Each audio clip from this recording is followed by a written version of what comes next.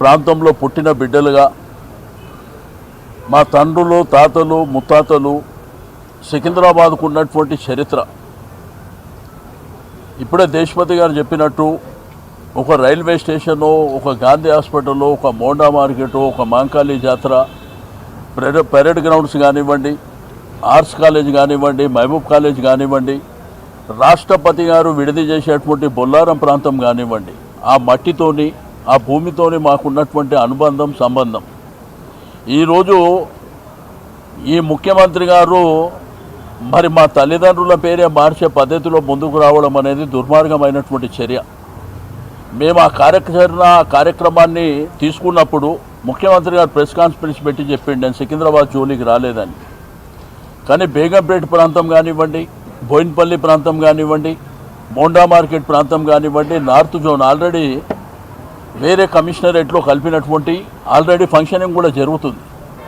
దీన్ని ఏంటంటే మా అస్తిత్వం, మా ఆత్మ గౌరవానికి సంబంధించినటువంటి ఈ యొక్క కార్యక్రమాన్ని మా ప్రజల హక్కుగా అక్కడ ఉన్నటువంటి విద్యార్థులు కావచ్చు, డాక్టర్లు కావచ్చు, అడ్వకేట్లు కావచ్చు, అన్ని మతాలు అన్ని వర్గాలు కావచ్చు, ఎప్పుడు సికింద్రాబాద్ ప్రాంతం పీస్ఫుల్గా ఉండేటువంటి ప్రాంతం.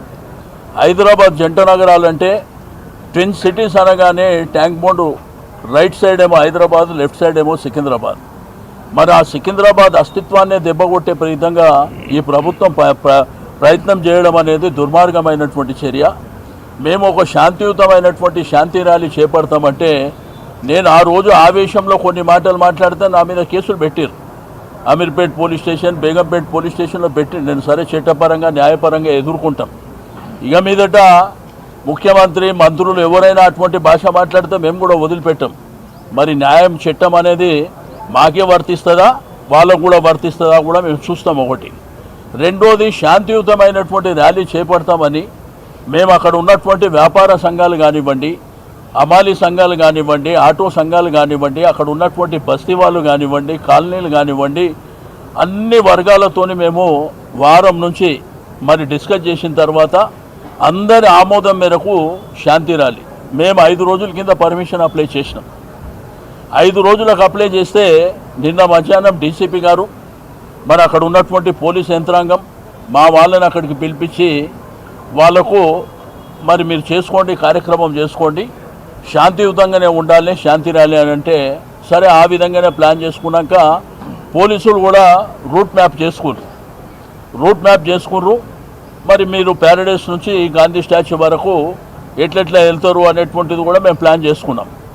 తీరా రాత్రి 10:40 అందరు పండుకున్నాక రాత్రి వాట్సాప్లో మీ పర్మిషన్ని మేము క్యాన్సిల్ చేస్తున్నామని అంటే మరి పండుకున్నంత రాత్రి మీకు 5 రోజుల నుంచి మేము అప్లై చేస్తే మీరు ఒకవేళ రిజెక్షన్ చేస్తే మేము కోర్టుకు వెళ్తుంటాం.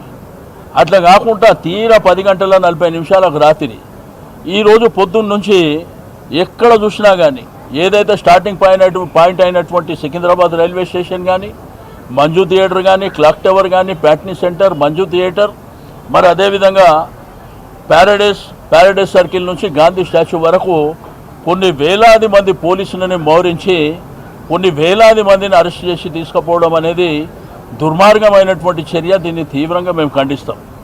ఎట్టి పరిస్థితుల్లో మా అస్తిత్వం మీద, మా ఆత్మ గౌరవం మీద దెబ్బ కొడితే మాత్రం ఎట్టి పరిస్థితుల్లో ఉపేక్షించే పరిస్థితి లేదు.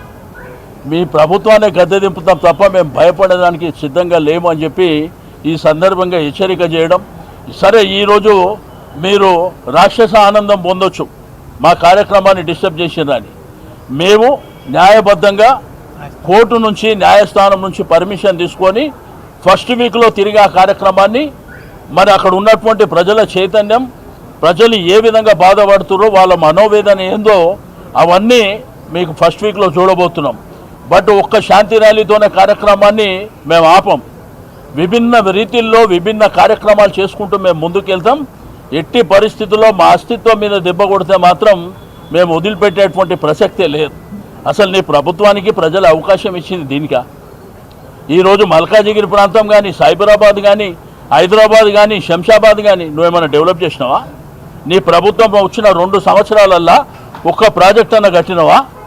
ఆ రోజు కేసీఆర్ గారి నాయకత్వంలో కేటీఆర్ గారు మున్సిపల్ మినిస్టర్ ఉంటే ఆ కార్యక్రమాలు ఏవైతే మేము టేకప్ చేసినావో అవి ఎండింగ్కి వచ్చినాయి. మీరు ఇనాగ్రేషన్లు చేసుకుంటారు తప్ప మీరు ఒక్క కార్యక్రమాన్ని కూడా చేపట్టిన దాఖలా లేవు.